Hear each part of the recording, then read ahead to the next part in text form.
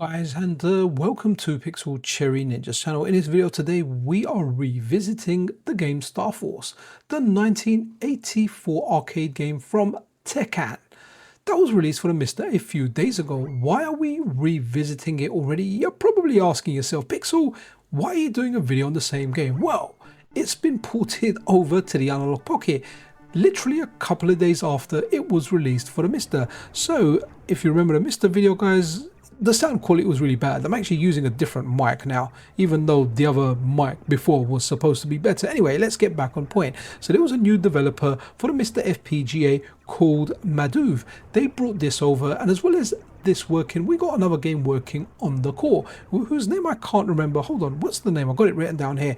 Baluba-louk no Densetsu. Now both these games are working, so you've probably guessed who ported this over to the Analogue Pocket from the MiSTer. That's right, it is none other than obsidian-dot-dev. Obsidian-dot-dev has ported over a mass number of cores to the Analogue Pocket, and this is probably the fastest he's ever worked out. I just can't believe it.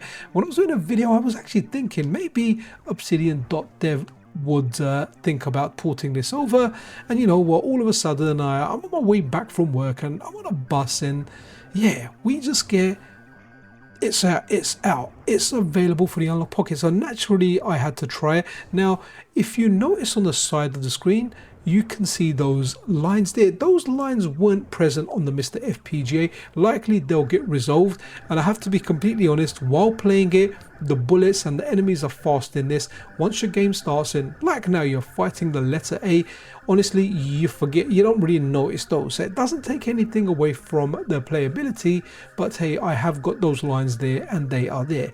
Likely obsidian-dot-dev will revisit it and fix this, because that's what developers do. But yeah, this is fun. And what was really interesting about the previous video, guys, was you guys telling me how much you love this game, and you know, telling me how much you loved it made me feel like I missed out on this on the arcade. Slightly before my era. When I say my era, I was around, I was alive. I just wasn't allowed in the arcade by myself. You know, I wasn't allowed out in the streets by myself.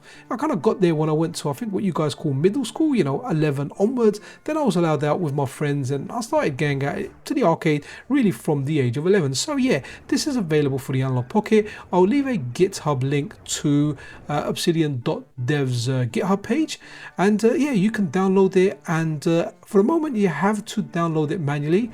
I did run the updater. It seemed to have fetched everything for me apart from the required assets. So yeah, if you want to get this, you're going to have to convert it over yourself, but who knows, maybe by the time you're watching this, it is available for you to grab via the updater. Anyway, enough of Star Force, or maybe you can never get enough of Star Force, but let's have a look at the other game that's available as part of this core.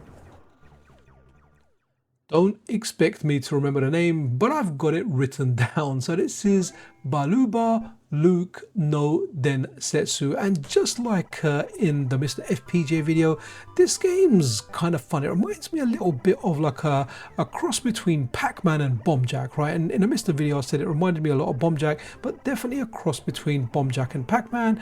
You know, those treasure chests, the equivalent of like the cherry or the power pills, and then you get that big P, which means you can consume the enemy.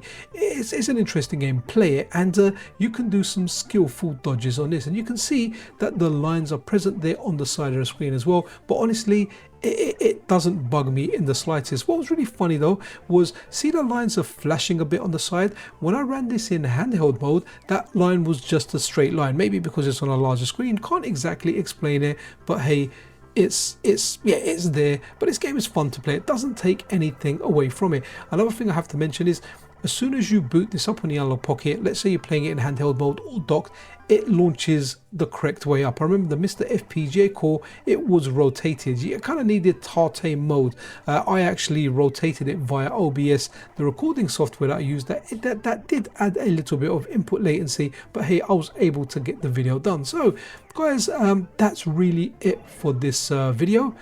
Just wanted to do a quick video and let you guys know that hey, we've got an Analogue Pocket new release courtesy of madoov, and yeah, big shout out to obsidian-dot-dev for porting it over. Anyway guys, that's kind of it for the video. If you're not subscribed to the channel, then a subscription and a like is super duper appreciated. Don't forget to check out the recent website that myself and Anime Otaku have been working on. It's called metalgamesolid.com. Anyway guys, this is Pixel Cherry Ninja out.